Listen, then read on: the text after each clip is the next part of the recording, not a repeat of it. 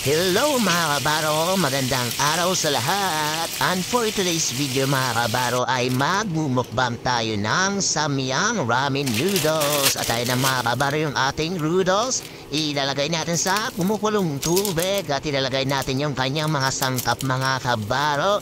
At pagkatapos ng ating mga paglagay ng sangkap mga kabaro ay ating imikos na yan mga kabaro. Ating haluin at ikot-ikot mga kabaro. Ayan mga kabaro yung ating noodles naghihiwalay na. At talagyan natin ng itlog mga kabaro. At syempre pagkatapos natin palagay ng itlog ay haluin natin ng paibot-ikot. Katulad ng pagpapaikot niya sa iyo.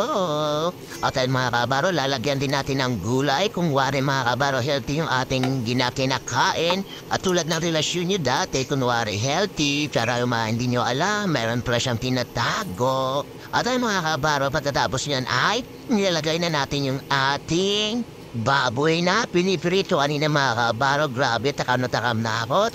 Gutom na ako. Sarap-sarap ng kainin ng ating noodles ito mga kabaro. At pagkatapos ng mga kabaro ay ilalagay natin yung spring onion mga kabaro. Ayan na, at ready to fight na tayo mga kabaro kasi lutong-luto na yung ating noodles. At atin ang mumukbangin yan mga kabaro para mabusog na tayo. Let's go!